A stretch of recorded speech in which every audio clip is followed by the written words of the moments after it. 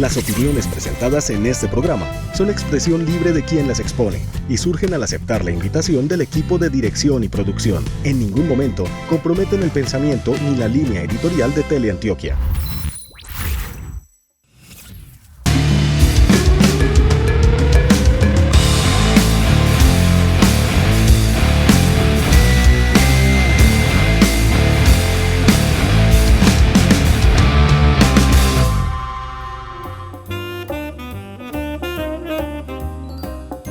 José Obdulio, ¿cómo estás? ¿Cómo respondemos hoy? ¿Feliz o...? Feliz. Pues si estás feliz, respondes que feliz. O también lo de Juan Luis dejó como la sensación de que hay que mirar muy bien el ADN antioqueño porque la gente quedó muy contenta con las tesis de Juan Luis al respecto. Además, sí, vamos a seguir usando la palabra feliz. Es que yo creo que es importante siempre irnos al origen y revisar por qué somos como somos. Eso siempre nos va a sumar como cultura. Y hoy le tengo un invitado bien especial que yo admiro muchísimo y tiene una particularidad. Es ese personaje que en todos los foros, conferencias, conversatorios, cuando termina, siempre alguien tiene que levantar la mano y preguntarle si va a ser candidato a la presidencia. Es una cosa bien curiosa, pero pues démosle paso y muy bienvenido, José Manuel Que no Restrepo. sea esa la primera pregunta tuya. No, yo le iba a prometer que no le iba a preguntar, eso es lo que le iba a prometer, le iba a decir, no te vamos a preguntar eso. Le voy a contar una anécdota. Cuente. Cuando supe que José Manuel venía como rector para Medellín, le dije, regresó José Manuel Restrepo a Antioquia, porque José Manuel es heredero en línea directa, comenzando con el nombre, de uno de los personajes más importantes de la historia de Antioquia. Ahorita y entonces, por eso se lo decía. Bueno, José Manuel Restrepo, muy bienvenido a esta conversación. Muchas gracias, María Clara, muchas gracias, José Obdulio, qué grato estar aquí. Qué felicidad tenerte, exministro de Hacienda, de Comercio y hoy en la academia de nuevo. ¿Cómo se siente eso? Volver a la academia, estar en Medellín después de estar en el gobierno. Yo siempre fui de la academia. Si tú revisas, mi experiencia profesional son cerca de 32 años, de los cuales 28 han estado en la academia. A ver, hagamos recuento. He tenido la fortuna de haber sido secretario académico en la Universidad del Rosario, de la Facultad de Economía, después director de posgrados de la Universidad del Rosario, después director de planeación de la Universidad del Rosario, vicerrector académico de la Universidad del Rosario, rector del CESA, rector de la Universidad Empresarial de la Cámara de Comercio de Bogotá, después rector del Rosario, ahora rector de la Universidad de IA. O sea que un recorrido grande. Y siempre profesor. Entonces yo digo que yo fui prestado al sector público. O sea, la verdad es que estuve 4 años. No es al revés. Exactamente. Lo que pasa es que a uno lo reconocen más por lo público que por la tarea académica, que quizás es la más relevante de todas. Sí, es que últimamente se confunde la rectoría con la administración. Y eso no es así.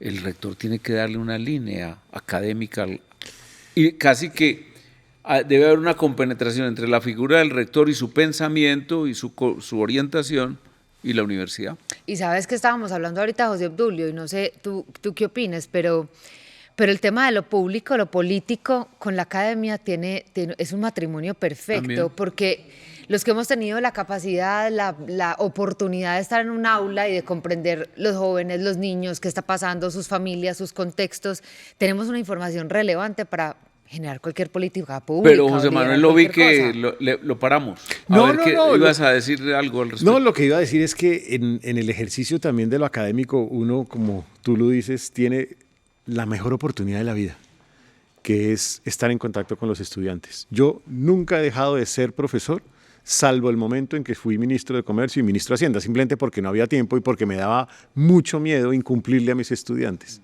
Hoy dicto Economía General. Y ese momento es absolutamente gratificante porque es estar en contacto con la juventud, con sus anhelos, con sus deseos, formándolos. Incluso me reúno después de clase con ellos, les ayudo en posibilidades para, por ejemplo, publicar sus artículos, cosas de ese estilo. A mí me parece que es absolutamente apasionante esos momentos de la vida. Y además para ellos sí que deben ser relevantes. Yo creo que un momento histórico de su vida, el tener al rector y el tenerlo además como asequible y como, casi que como amigo también. Yo hace mucho tiempo tengo una pregunta para ti, que siempre que se me viene a la cabeza digo, algún día se lo tengo que preguntar a José Manuel y llegó el momento. Hoy estamos en un momento, en un contexto donde los chicos tienen demasiadas distracciones. Ellos hoy, pues yo lo digo así, pues como que lo denomino en la época del rapiturbo, ellos todo lo tienen ya. Digamos que el celular hace que puedan, no sé, generar esa dopamina rápido, scrolleando en el celular, buscando lo que sea, llamando al que quieran. Entonces el tema de la paciencia es un poco complejo ya. ¿Tú qué has visto, pues hoy en el ejercicio como rector desde hace unos años que estás? ¿Qué ha cambiado? ¿Qué ha cambiado en esos jóvenes y qué es relevante para que lo entendamos todos? Te lo voy a poner de la siguiente manera con 2 ejemplos. Un primer ejemplo es, llego a la primera clase, pongo el primer taller, retornando de nuevo a la IA, y mi monitor, que se llama Simón, que hoy en día trabaja en Bloomberg, en 20 segundos me trae el taller resuelto. Y me dijo, aquí está ya el taller, califíquelo. Sacó 5. ¿Quién lo hizo? Le pregunto. No, pues inteligencia artificial.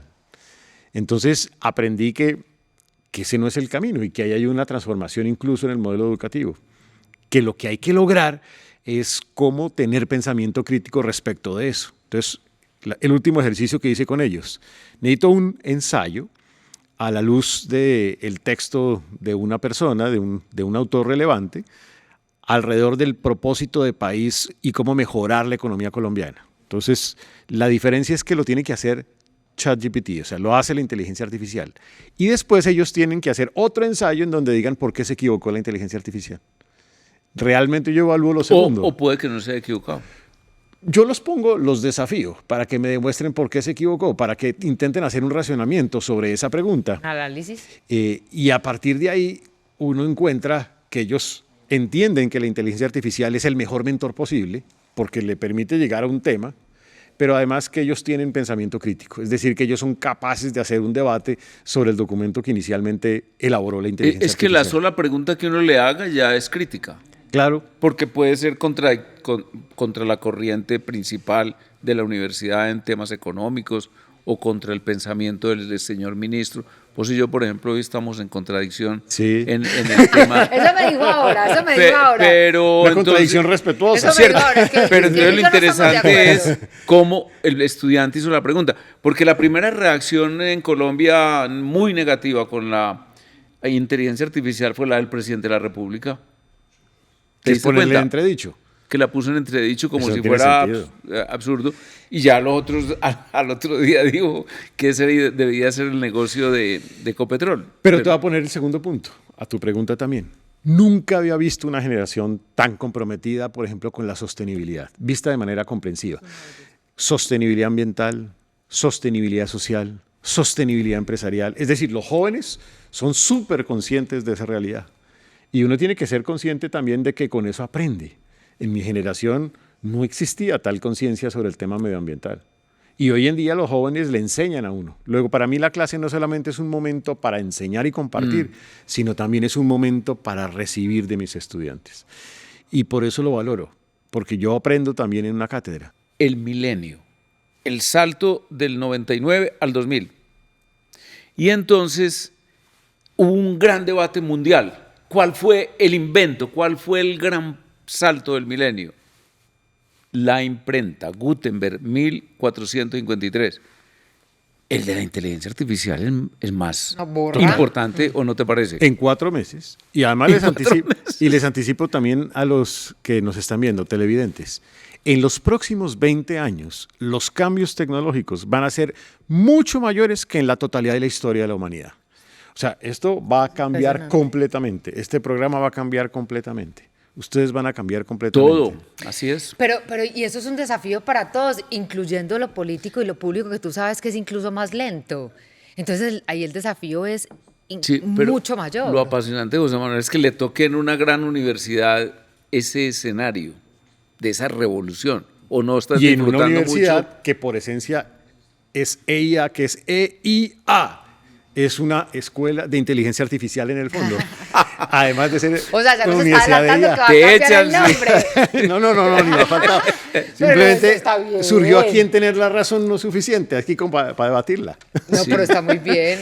Pero apasionante el momento tuyo, porque en una universidad, ahí sí de élite, no en el sentido económico de los que van, sino que es de élite intelectual, uno estar viviendo este hecho tan extraordinario, una revolución no soñada incluso, o soñada pero en ficción. Y piensa tú también desde la Escuela de Medicina, yo estoy viendo un cambio en el uso de robótica para el aprendizaje de la medicina. ¿Estás montando medicina o ya está? Yo tengo ya mi medicina con el Hospital Pablo Otón Uribe, pero allá tengo un laboratorio de simulación en donde lo valioso ha sido que la universidad, con su referente de ingeniería, montó robots y los estudiantes están aprendiendo en parte sobre algunos de esos robots. Eso es impresionante. O sea, lo que hoy en día está evolucionando en las distintas ciencias es total.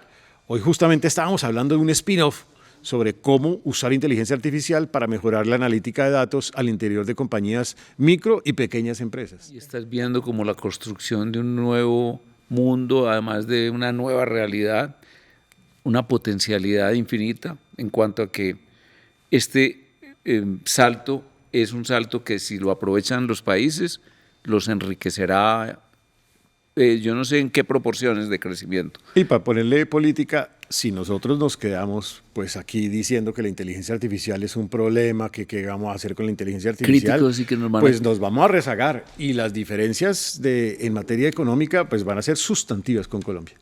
Es verdad. En el mundo de ustedes, de los economistas, hay una frase, un nombre muy famoso que es el ludismo. Y era un señor Lud, enemigo del progreso tecnológico, porque iba a arruinar a los trabajadores manuales. El ludismo destruía máquinas, por ejemplo. Y hay gente que quisiera destruir la inteligencia artificial. Bueno, ese tema de lo público y pues junto con el tema de la inteligencia artificial a mí me genera mucha curiosidad y un poco de preocupación. Es porque precisamente esos temas de avances tecnológicos llegan más fácil a lo privado que a lo público. Y lo público puede aprovecharse muy bien de eso.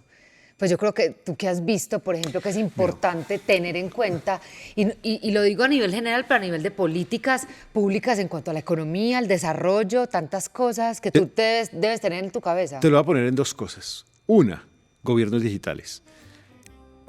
Lo que hizo Estonia, por ejemplo, y muchos otros países en el mundo en avanzar en el uso de plataformas tecnológicas para el mejor relacionamiento entre el Estado y los ciudadanos es impresionante. En todo sentido, simplificarle la vida. Por ejemplo, que hoy en día pudiésemos crear en Colombia en un día una empresa o cerrar en Colombia en un día una empresa. Eso se puede lograr con tecnología. Eso es una belleza. Se facilita con tecnología, porque entre otras además, tal vez algún autor en la Universidad de Harvard, Robert Kirtland, señalaba que para luchar, por ejemplo, contra la corrupción, un camino es tener más tecnología. Si a mí me van a poner una multa y me toca ir al municipio más cercano a pagar la multa, en lugar de eso, si yo de inmediato tengo que pagar la multa o de inmediato llega a mi cuenta corriente el cobro de la multa, nadie tiene relación conmigo en la discusión de si pago o no pago la multa. Entonces no hay posibilidad de soborno alguno. La tecnología le cambia a uno la vida. Yo creo que ese es un camino importante. Y el otro, el uso del blockchain, por ejemplo. El uso del blockchain Si no ayuda. interrumpimos aquí para que sigas ahí y Sí. nos ponen multa a nosotros, vamos al próximo segmento no, sí, y seguimos con ese tema que acabas de Primero poner. lo primero.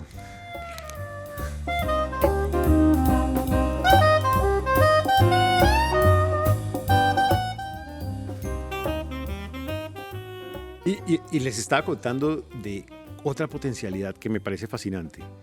¿Cómo evita uno que haya corrupción en la contratación con el Estado? Haciendo absolutamente público todo el proceso de contratación. Hoy en día, en parte, a través de los sistemas es posible, pero necesita un especialista que realmente lo estudie. Un poco lo que hace, por ejemplo, Daniel Briceño, que es impresionante. Pero si hubiera blockchain y ese blockchain permite que cualquier persona pueda acceder a cualquier contrato, a cualquiera de los proveedores, en cualquier municipio de Colombia, pues uno tendría información absolutamente perfecta. Nadie podría tener más información. Y eso garantiza que haya mucha más transparencia en la contratación pública. Es otro ejemplo, simplemente. Te doy dos datos concretos y que van en adelante. Dos personajes que no te gustan. El primero es El Salvador. Bukele, ¿sabes cuál es el edificio insignia hoy de la ciudad de El Salvador? Y puro Milei, ya te lo anticipo. Google tiene un acuerdo de lo que estás diciendo. El segundo es Milei con Moss. Y entonces, pero van en serio, gobierno con inteligencia artificial. Milei recibió 23 ministerios. Allá tienen un sistema más flexible que el que nosotros conocemos acá. Acá acabar con un ministerio es casi que una odisea. Allá Lo es cerró al otro una día, decisión en un día. Tiene 8. Y La tarea de lo que Federico. estás diciendo, que es simplificar toda la actividad y hacerla. Una empresa se crea en un día y además también se liquida en un día.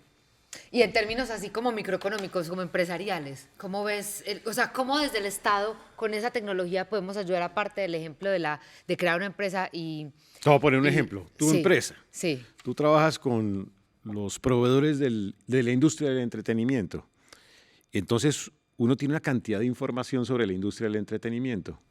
Y uno puede, a través de inteligencia artificial, involucrar toda esa información en una plataforma de inteligencia artificial autogenerada, una especie de un copilot, en donde el comercial, por ejemplo, que esté vendiendo alguno de tus servicios, le pregunta a la inteligencia artificial, a este tipo de clientes de esta industria en particular, ¿cuál es el servicio más apropiado para ofrecerlo? Y la inteligencia artificial te da una respuesta. ¿Con base en qué? En la gestión de conocimiento que tiene tu compañía o todo el sector en su totalidad. Y hacia allá vamos. O sea, el mundo está cambiando a una Y el velocidad. pensum ha cambiado mucho en estos Estamos en este meses. momento en una reforma curricular masiva en la universidad. Contanos. Y rápida, Sí, ¿cierto? rápida, o sea, sí. tiene que ser muy Sí, rápida. de aquí a julio del próximo año, pero en enero empiezo a aplicar, yo empiezo a hacer cosas distintas. Por ejemplo, currículos no tan largos, currículos más flexibles, donde el estudiante pueda hacer uso de la piscina de las asignaturas. La posibilidad de doble, triples titulaciones a nivel de pregrado o con las maestrías también. La posibilidad de que el estudiante incluso te escoja un major o un minor. Voy a poner un ejemplo. Entonces llega José Obdulio y arranca a estudiar ingeniería financiera. Y en un momento determinado dice, hombre, pero si yo sumo esta asignatura de ingeniería geológica, esta de ambiental, esta de medicina, yo puedo armar ahí algo que me interesa. Me merco mis ¿Qué me competencias. interesa? Me interesa ciencias del comportamiento. Entonces me dice, yo quiero un minor en ciencias del comportamiento. ¿Usted lo tiene? Yo no lo tengo. ¿Usted lo armó? Sí. Ah, bueno. Con tus asignaturas yo te doy tu título de ingeniero financiero con un minor. Y si es tan en ciencias flexible del el comportamiento. Ministerio Eso te iba a de preguntar. Educación. Ha venido evolucionando, la verdad. Suele ser lento. Pero de todas maneras nos ha dado cierto margen de maniobra para que simplemente informemos de los cambios. Por Estamos ser en ese una trámite. universidad de alto Pero debería existir, ahí sí como dice Deirdre McCloskey, registro calificados, como libertad llaman, de ¿no? permisos, libertad de permisos. Y esto no solamente aplica a la educación. Ojalá hubiera libertad de permisos en el INVIMA, en el ICA, en muchos de esos sitios, con control ex post. Pero en el caso de educación, nosotros podemos informar al ministerio y vamos evolucionando y vamos cambiando. Y cuando dijiste de reducir los periodos universitarios, programas. Los programas. Más cortos. Las cortas. Contanos de tiempos. Eso significa que los programas pueden ser ya no de 10 semestres, sino de 8 semestres, o incluso de Me 8 sigue pareciendo semestres largos. con la posibilidad. Sí, pero digamos que hay unos límites también que tú tienes que respetar en el sistema educativo colombiano. Entonces, puedes hacer eso, pero como tienes la posibilidad del doble programa, muchas veces el estudiante se queda en la universidad por un periodo de tiempo más y obtiene 2 programas. O se queda un tiempo más en la universidad y sale con su pregrado y con su maestría directamente. ¿Y los profesores cómo han reaccionado a una realidad tan sorprendente? ¿Sabes que mis profesores son como gente abierta al cambio? La IA es como un yate, en donde tú haces así y la universidad va para allá. Te puedes equivocar también, ¿no? Sí, claro. Pero no es como un crucero. Yo manejé universidades más grandes en donde haces así y eso es como el crucero. O sea, el crucero cuando da la vuelta para ese lado, difícil, ¿cierto?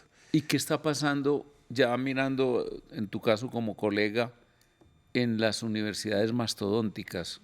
Eso se está... Yo creo que desafortunadamente las universidades tienden a convertirse en Jurassic Parks. Lugares de enorme interés, pero crecientemente irrelevantes para un Asociaste mundo que muy la bien supera. Mastodonte y Jurassic Sí, Park. absolutamente. ¿Y qué pasa? No, lo que pasa es que en el caso de muchas instituciones educativas no se están dando cuenta de la transformación que estamos viviendo. Es que mire, la tecnológica que ya la dije, la demográfica. En los próximos 7 años la mayoría de la población va a ser de 35 a 50 años.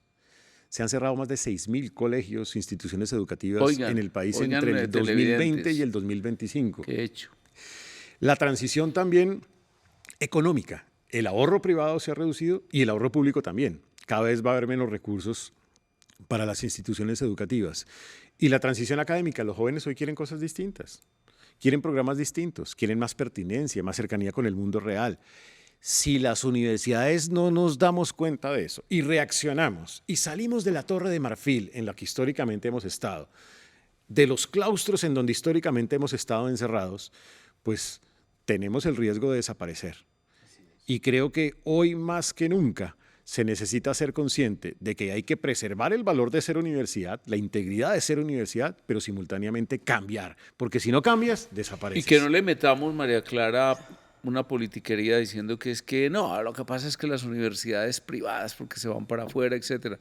En las universidades públicas, el sistema antioqueño de universidades de Antioquia, Politécnicos y el Pascual Bravo, creo. Sí, TM Pascual Bravo, sí. Y la universidad, bueno, el sistema de entre el 19 y hoy ha perdido 19.000 estudiantes. Es verdad. Yo tengo una pregunta que también es bien pertinente en esta era tecnológica, y es que hay un ingrediente que empieza a tener más relevancia que nunca, y es el tema de la inteligencia emocional, o el tema del ser. Entonces, ¿cómo se combina eso, sobre todo desde tu labor? Que eso también es un tema que a mí me apasiona, porque eso implica construir una sociedad, valores, pues poner sobre la mesa una conversación distinta, más allá de lo técnico y de lo profesional. Te lo voy a poner de la siguiente manera y pones la pregunta más relevante de todas, que es el tránsito ya no de la cuarta revolución industrial, sino a la quinta revolución industrial, donde las humanidades tienen que de nuevo retornar su papel y su valor, y donde además tenemos que transitar del modelo objetivo de la educación, el indicador, el ranking, el número, el dato, la evaluación, a la parte subjetiva de la educación, la pasión, la felicidad, la responsabilidad, la integridad, la dimensión de lo La ético, la formación. felicidad y la formación en valores. Entonces, yo hoy con mis estudiantes les digo, está bien que les vaya muy bien en las pruebas, que hagamos una evaluación, eso está bien, pero simultáneamente los quiero felices, los quiero comprometidos, los quiero enamorados del conocimiento, los quiero apasionados por su carrera y por el futuro como personas, los quiero con valores y quiero que los profesores no sean simplemente profesores sino maestros y que sean ejemplo para esa juventud. Entonces, hoy para mí el arte, por Tu ejemplo... idea es una universidad de excelencia. Exactamente, y eso con se pocos muestra en estudiantes. puntaje, ¿cierto? Integral, Con pues, pocos muy integral. estudiantes. O sea, muchas veces uno le pregunta a los rectores, ¿cuántos estudiantes tienes? 12.000. ¿Cuántos quieres tener? 14.000. No, yo tengo 2.500 y si llego a 2.700 ya es mucho, porque lo que me interesa es el proyecto individual de vida de cada uno. Porque creo que cuando uno realmente llega al proyecto de vida de María Clara y es capaz de construir sobre ese proyecto de vida, ella se realiza. Y ella va a ser no solamente una mejor profesional, sino una mejor persona. Para mí eso es absolutamente crítico. Axel Deresiewicz, a ti que te gustan los libros, publicó un libro que se llama Excellent Sheep, que se llama Ovejas Excelentes. Y dice, el sistema educativo desafortunadamente está formando ovejas excelentes. Personas que piensan lo mismo, comen lo mismo, van a los mismos lugares, van a los mismos bares, les gusta la misma música y se vuelven como seres intercambiables, una especie como de commodities. En cambio, Milei quiere despertar leones. Eso está muy bien, pero Vea, ya te he visto 2 veces vea, defendiendo a Milei. Él está No, haciendo una no, seducción citándolo. para que usted cambie de opinión. Citándolo. No, pero sigamos. O sea, no estás por lo de los rebaños. No, Es lo y que yo eso veo. significa también que hay que enseñarle a los jóvenes a ser impopulares. A ver, debatir ¿cómo el así que consenso. impopulares? No, Contanos. porque también... ¿Impopulares dónde? Impopulares en general, Que no José tengan que Tulio, encajar. que no tengan que responder siempre de la misma manera. Que no tengan que encajar. Y que tengan criterio también para opinar, para debatir las ideas. Porque desafortunadamente, como dice Deresiewicz, O sea, que no, una discusión no es bullying, ¿cierto? no, Y que tiene no, y que haber los papás no discusión. vayan allá a Pero, molestar. José Manuel, Qué bueno. mira, te presento nuestro programa. Tener Tener la la razón no es razón no es suficiente. suficiente. Está totalmente alineado con lo que estás Perdona, diciendo. pues que te hayamos interrumpido. Por una dale. razón, porque universidad significa unidad en medio de la diversidad. A mí me enferman las universidades que se convierten en pensamientos homogéneos o pensamientos únicos. Entre otras, además, porque una universidad que es pensamiento único pues no permite construir pensamiento crítico y no permite debatir el consenso, superar la mediocridad, porque la mediocridad es cuando nos quedamos en el pensamiento único. Totalmente. Esos son... Me ibas a preguntar algo y no quisiste. No, te iba a decir pues que a mí ese tema pues del ser es muy importante y de hecho pues a mí se me prendió más el bombillo con ese tema, no solamente con la aparición de la inteligencia artificial y de todas las tecnologías, sino en el mundo en el que yo me muevo, que es el mundo del entretenimiento. Ahí la promesa de éxito, fama y dinero y poder y todo eso pareciera el fin último y hay dentro un montón de problemas que son los que yo dije, pues finalmente lo que tenemos que trabajar es dentro. Eso... Una de mis pasiones es la felicidad. Yo he trabajado esto con Tal Ben-Shahar, yo lo he traído a Colombia varias veces, que es profesor de Harvard también. Martin Seligman, profesor argentino, que también ha trabajado el tema de la felicidad. Y a mí me parece que en el concepto de la felicidad uno tiene que ser absolutamente claro en que hay que darle espacio para que la gente se desarrolle pensando distinto también. Para que incluso entienda que el éxito no es lo sustantivo, sino lo sustantivo es la grandeza. Nos volvieron a poner multa, amenaza de multa para pasar a otro segmento. Ahora les explico la grandeza. Sí. La grandeza. Porque además tu función de ministro y de economista sería bueno que incluyeras el elemento Producto Interno Bruto relacionado con la felicidad, que ya lo están midiendo muchos científicos. Bután, Nepal.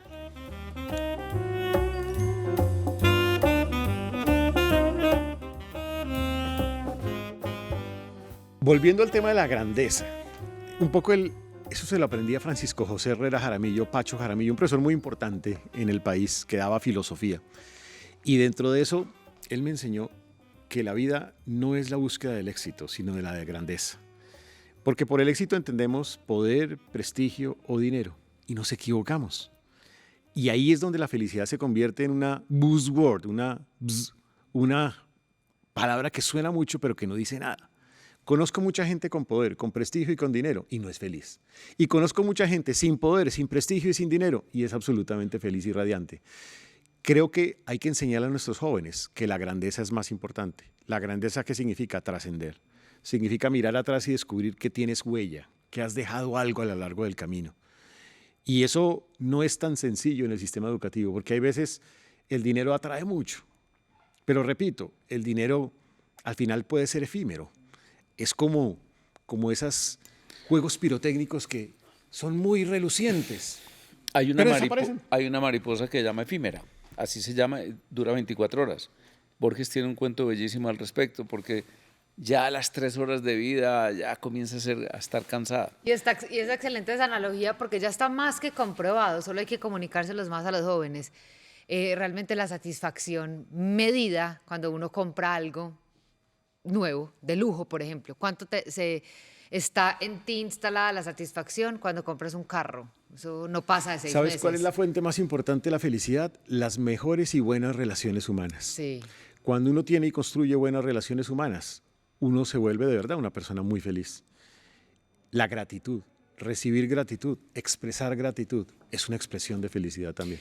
¿Cómo trasladas eso al aula? Pues a través de tus profesores, conferencias, o sea, ¿qué pasa dentro de esa comunidad educativa donde eso se puede evidenciar? Porque es que eso es todo, José Manuel, o sea... Yo creo que se logra con una educación más personalizada. Esa educación tradicional en donde hay un profesor y allá hay 100 personas y entonces todos están ordenados de la misma manera y no hay ningún debate, ninguna discusión, ningún chiste, ningún disfrute en la clase. Eso no forma. Forma es cuando tú los pones a debatir entre ellos, cuando les pones broma, cuando logras crear más que una clase, una coreografía. Y tú, como eres especialista en entretenimiento, las clases deberían ser mucho más coreográficas, si se quiere. Claro, incluso en Brasil hubo un fenómeno que fue cuando comenzaron las universidades a ofrecer programas, ¿cómo lo llamamos? Electrónicos, pues, o mejor dicho, no presenciales.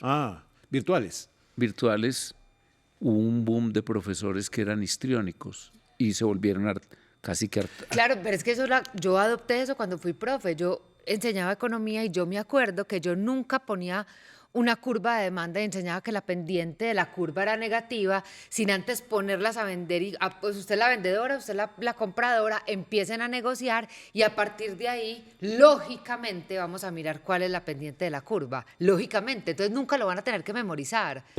Te pongo otro ejemplo. Entonces es un tema de gamificación, es decir, el uso de juegos en la educación. En mi clase de macroeconomía, yo no dicto ahorita macro, sino economía general, pero en mi clase de macro tengo un juego, que es el Presidential Game.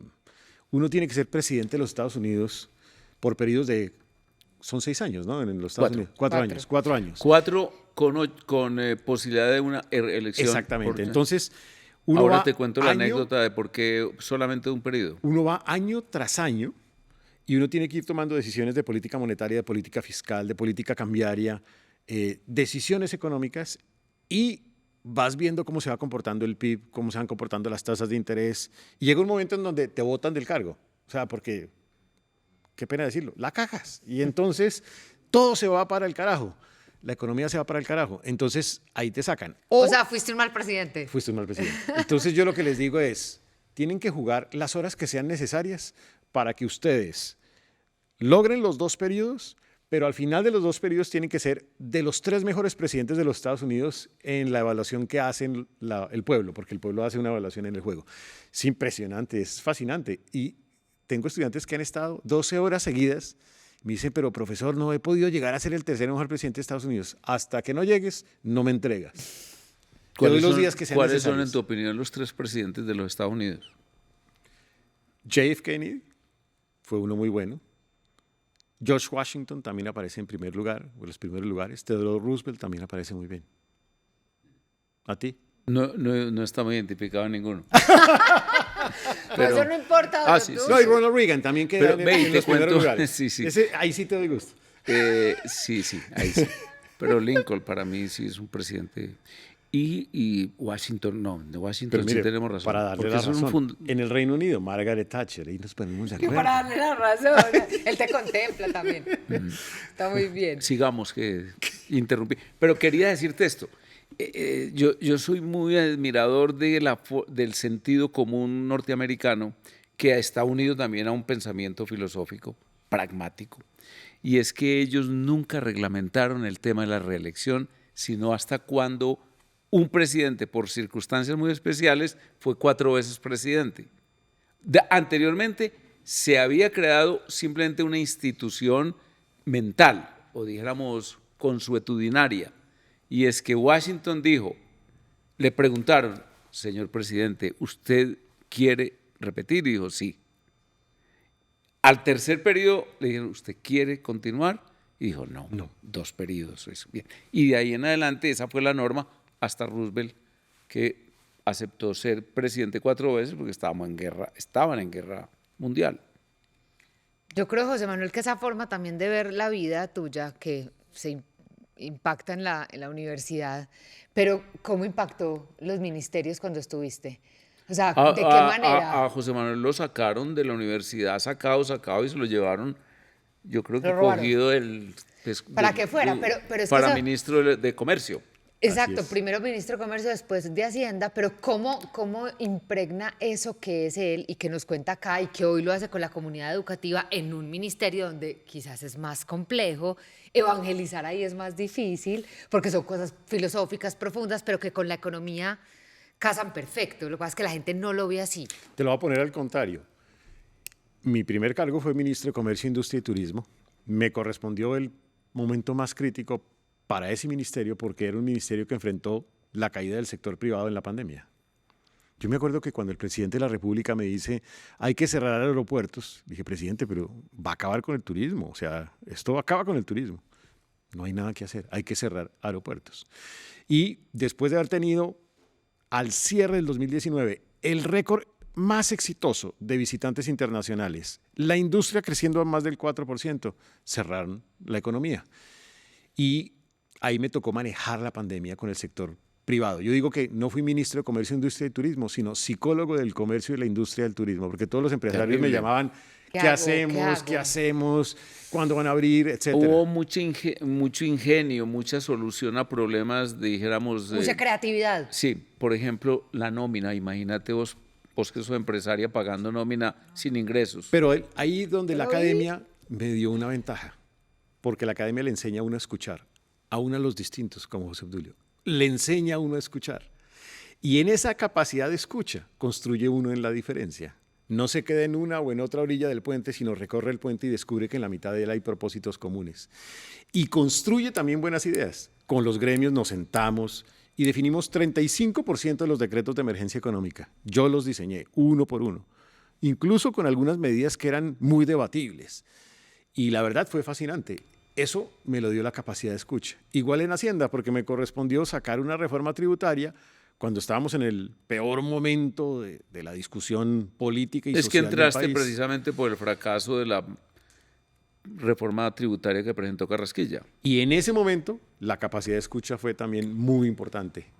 Nunca en la vida una reforma tributaria se había aprobado prácticamente con el 90% de los votos, incluso de la oposición. No toda la oposición, casi toda la oposición. Y se logró porque hubo un esfuerzo de escuchar a todos, escuchar a los líderes del paro, a los sindicatos, a los estudiantes, a los académicos, a los empresarios, a los gremios de la producción, a los gobernadores. Yo tengo eso traído de la academia. Para mí, la academia fue muy valiosa en el ejercicio público. Es por eso, José Obdulio, que cada que él termina de hablar en un foro le preguntan que si va a ser candidato a la presidencia. ¿Y el que Encantador. responde? No, él es Sí, muy inteligente para responder. No, yo respondo de una manera muy sencilla. Sí. Mira, hay 3 deportes en este país: el fútbol, el ciclismo y buscar candidatos presidenciales. Yo creo que más importante que candidatos Todo el mundo se presidenciales. siente cazador de talentos, y entonces además incitan a los amigos a que se Lo lancen. que hay que construir entre José Obdulio, entre María Clara, entre quien les habla, todos los que nos están viendo, es un proyecto de país. Un proyecto de país en donde quepamos todos, en donde pongamos la camiseta a este país, como lo hicimos en la época del terrorismo y el narcotráfico, en donde logramos crecer más que otros países, pero porque estábamos todos convencidos del futuro, de que había un país con esperanza. O como lo hicimos en la pandemia, en donde también nos pusimos la camiseta de Colombia y logramos que Colombia fuera el país número 1 o 2, según The Economist, que mejor salió económicamente del impacto de la pandemia. Sí se puede, siempre y cuando nos pongamos la camiseta de país.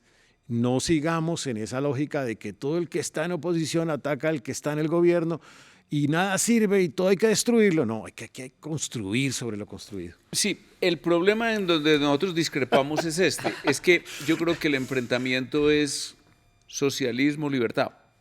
Entonces, el gran combate político que se está dando hoy en el mundo es sobre esas ideas. Por ejemplo, la Ayuso, que es una mujer muy inteligente, muy joven, muy brillante, ella hizo su campaña con esa consigna: comunismo o libertad.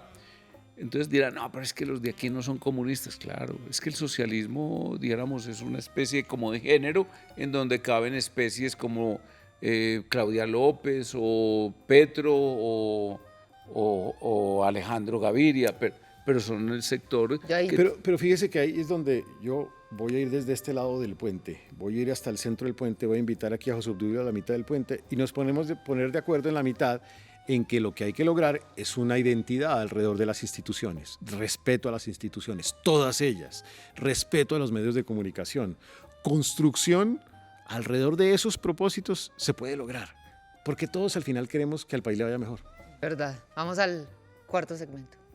No hubo multa. No. Ahí terminamos.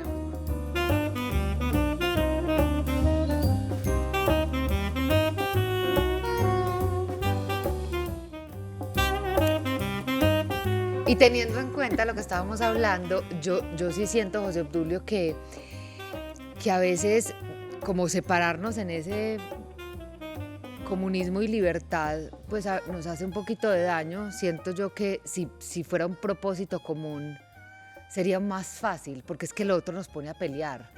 Pero entonces ahí mi pregunta es, ¿cuál sería ese propósito común? Uno, ¿por qué trabajaría que nos unieran todos independientemente? Yo creo que en política siempre la palabra pelear, batirse, es presente, está presente. No te preocupes por eso. Pero ¿cuál sería ese propósito común? Yo prefiero la palabra consenso, prefiero construir consensos en la diferencia. Y creo que se pueden construir consensos alrededor, por ejemplo, del respeto a las instituciones, que aquí hay 3 ramas del poder público que hay que respetar entre sí. Alrededor de Entonces ahí es la los primera, medios de comunicación. una posición liberal frente... Ya me Pues puse en la liberal. orilla. Ya lo calificó. Ya me puse en una orilla. Pero lo amo. Segundo. Ya lo Además, calificó. yo la comparto plenamente. Hay que acabar, como sea, con la corrupción en este país, en todos los niveles, Ese sí es público, una- privado, entes Así es, territoriales, transversal. nación. Hay que recuperar los valores y hay que recuperar el valor de la integridad. Tercero, yo creo que hay que construir también en el valor del sector privado como protagonista del futuro de este país. No, Porque pues este estamos país... totalmente de acuerdo. Porque este en todo. país no Sí, puede ve. ser, ni se puede concebir en la estatización, ni en que el sector público va a reemplazar lo que el sector privado hace en un 80%. Yo tengo, por ejemplo, también la idea de que hay que respetar las libertades, en todo sentido. La libertad de asociación, la libertad sexual, la libertad de diversidad de género, diversidad religiosa, diversidad en todo sentido y respetar esas libertades para ejercerlo. La libertad de asociación también. La libertad para hacer empresa. Fíjese que ahí me pongo de acuerdo con él, en unas no otras sí. Pues te doy una noticia. La última declaración que hizo ayer Milei fue la siguiente.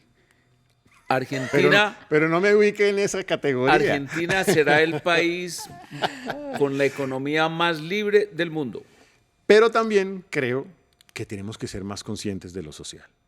O sea, este país no puede seguir teniendo esos niveles de desempleo, de pobreza, de inequidad. Y eso significa que va a haber dolores también. Pero lo remedio es el crecimiento. No solamente. Y ahí tengo una diferencia. O sea, claramente el crecimiento es un camino, pero puedes tener gran crecimiento y no construyes equidad. Tienes que ¿Como proactivamente cuál, también por ejemplo? construir equidad. Por ejemplo, No, la educación mejor, te voy a poner un la ejemplo. mejor oferta educativa es la... Nuestro sistema tributario no es plenamente equitativo. Y un ejemplo puntual. Tú y yo no deberían tener derecho a ninguna de las exenciones, por ejemplo, en materia de IVA para productos básicos, en leche, huevos, carne, arroz. No, nosotros deberíamos estar contribuyendo en eso. Quien debe tener ese beneficio es el más vulnerable. digo otra Pero cosa. yo le daría otra versión. Pero yo le digo otro ejemplo, antes de que me diga otra versión, yo Sí. le diría otro ejemplo. Por ejemplo, los emprendedores, yo que lo he sido, es muy difícil para un emprendedor salir adelante, es muy difícil el apalancamiento, es muy difícil los trámites, es muy difícil... Pero por las tarifas sí, claro, ¿no? tributarias. Y todo en Sí. general, a ti, o sea, a un emprendedor, ¿cómo le van a pagar a 90 días? O sea, Hace Estoy de acuerdo. Y la 35 falta años. la no caja. sabe. ¿cómo? De O sea, acuerdo. ¿cómo? Yo propuse esa idea, por ejemplo, en la discusión en el seno del gobierno y recuerdo que Carrasquilla se me opuso. O sea, a mí me parece que hay que revisar de facto esa retención que se le hace a muchos de los emprendedores Y más casi pequeños. todos los Deberíamos impuestos hacer- son... en Pero categorías. para eliminar eso, Yo para me bajar esos volví impuestos, tienes prudoniano, que pero acabar al las revés. exenciones. Proudhon decía que la propiedad es un robo. Yo lo que digo es que el impuesto es un robo. Yo no lo digo, lo dice toda la economía liberal hoy. Pero te cuento lo siguiente, ¿qué era Irlanda hace 35 años, el país más pobre de Europa? Y decidió una política de libertades económicas, comenzando por las tarifas tributarias. Las bajó al mínimo, al 12 creo. Pero- y hoy es el país más rico de Europa. Libertad con equidad como propósito activo. Pero es que también. la equidad de hoy de Irlanda, que es enorme, es por su riqueza. Pero es que, de nuevo, nosotros hemos tenido etapas de altísimo crecimiento, pero seguimos siendo inequitativos. O sea, la inequidad también hay que combatirla por otras vías. Por ejemplo, ¿por qué no tomamos una decisión de formar en los primeros años de un gobierno 3 millones de jóvenes ninis en programas de ciclo corto para que desarrollen competencias digitales y de bilingüismo, que sean protagonistas del turismo y de esta economía digital? Esa sería una oportunidad para formar una cantidad de jóvenes que hoy en día ni estudian ni trabajan. Yo sí creo que hay que construir, hay que, por ejemplo, yo comulgo en eso con el presidente Petro, hay que tener centros de atención primaria en los sitios más remotos de Colombia. Porque No hay- comulgas nada porque él no hace, él dice cosas y no produce nada. Pero te quería decir lo siguiente. es para José Manuel, reconocerle elementos ¿Qué dice? positivos ¿Qué también. es lo que hace? ¿Cómo te ha ido en Antioquia? Porque de todas maneras sí fue un fenómeno un poquito traumático, ¿no?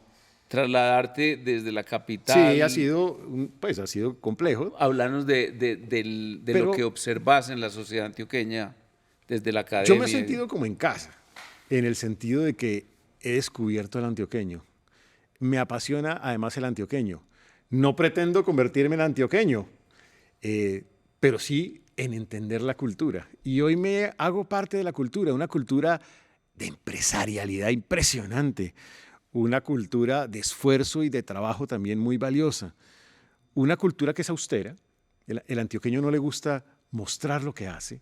Yo les he dicho, hay que ser un poco más buchipluma. O sea, hay que mostrar como hacen los bogotanos, que a veces Cacarear, dicen en muestran más política. de lo que tienen, que eso no está bien, pero hay que mostrar más de lo que hacen. Me gusta el trabajo cooperativo del antioqueño, como respeta las ¿Cómo se asocian de instituciones. fácil, cierto? Facilísimo. Por ejemplo, como compradores, como vendedores, se asocian En verdadera cooperación. en cooperación. Y entonces tú ves el CUE, el G8, el G7. Todos son esfuerzos mancomunados de trabajo en equipo. Eso en Bogotá es impensable. Eso en cualquier otra ciudad de Colombia es dificilísimo de lograr. Aquí sientas a las 4 universidades públicas o a las universidades públicas y a las universidades privadas y se ponen a trabajar en equipo. Me parece que eso habla muy bien del antioqueño. Creo que hay que hacer un esfuerzo mayor en mejorar la educación básica y media en el Sí, departamento. estamos y el hambre. Y tema y del el hambre también. ¿Oíste? Y en el tema universitario, ha habido, dijéramos, como una especie de choque en tu apreciación de lo que hacías. Pues estuviste casi 40 años en universidades de Bogotá y llegas a una universidad antioqueña. Sí, ¿cuál es la diferencia? ¿Cuál es el ambiente? Yo creo que el ambiente no es muy distinto, pero yo creo que hay que hacer un esfuerzo por darle más importancia a la educación en el departamento. Y que los padres de familia entiendan mucho más Que el tenga valor más de la estatus, educación. pues. Sí, para darle más importancia. Yo creo que todavía hay que hacer un esfuerzo en esa dirección, pero siento que al final los jóvenes son jóvenes muy apasionados, lo que decía yo antes, por innovar y por emprender. O sea, yo, por ejemplo, veo mucho más joven que en mi clase de economía está pensando que en economías digitales, que está pensando en criptomonedas, que está pensando en temas distintos. Y todo el día están pensando en función de emprender. Eso es muy valioso, porque eso es lo que permite que el departamento sea innovador Bueno, y que el y departamento veo- sobreviva aún a pesar de los gobiernos. Veo que muy exitosa tu columna en El Colombiano. ¿Tenías columna antes en...? No, yo tenía columna en El Espectador. Yo arranqué en El Nuevo Siglo. Y en redes Donde sociales. sus amigos me invitaron, después pasé al Espectador, donde sus no tan amigos también me invitaron, y después ya salté a lo que hoy en día tengo, que hoy en día estamos publicando en El Colombiano, en El País, en Vanguardia Liberal, en ¿Y cómo te va en Meridiano de redes? Córdoba. Muy Muy bien. bien. Yo me divierto mucho en redes. Y número. Estás Seguidores. Pues en Twitter son más de Engagement. 100.000 seguidores, 106.000 seguidores. En TikTok me ha parecido fascinante porque es llegar a otra población. Yo le dije Joven. a José Obdulio que TikTok era una maravilla. Lo quiero ver en TikTok a usted.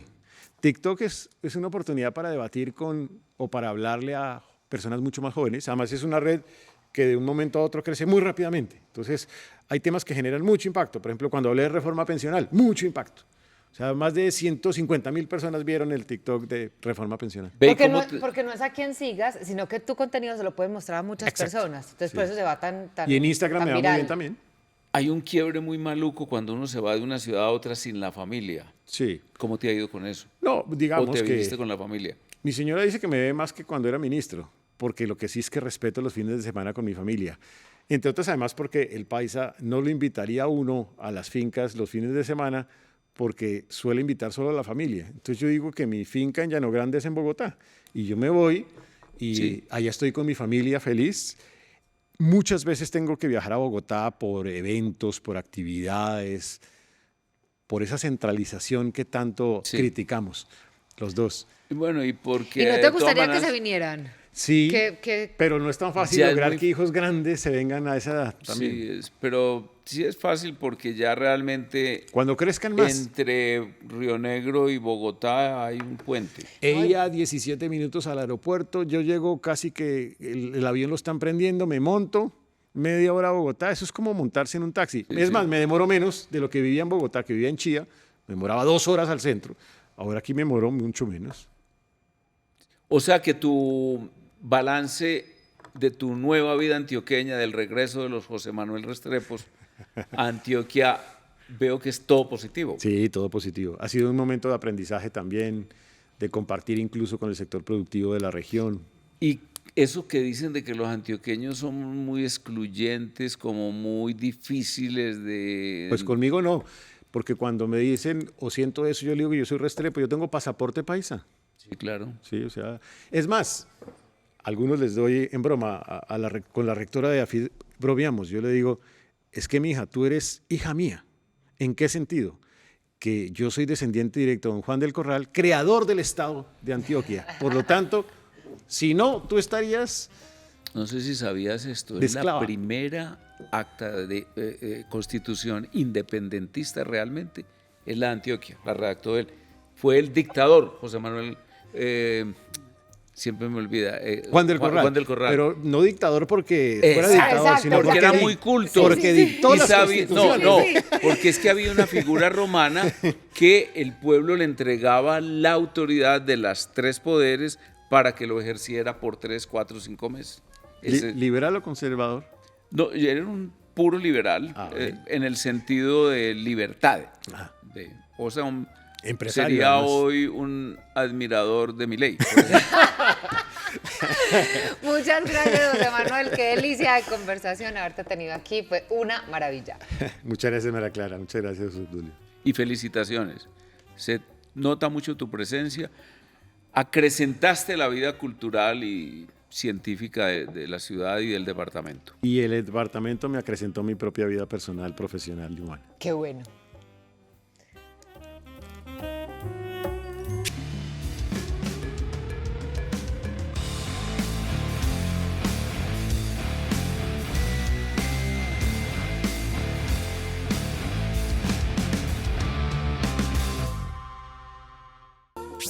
Este contenido es financiado con recursos del Fondo Único de TIC.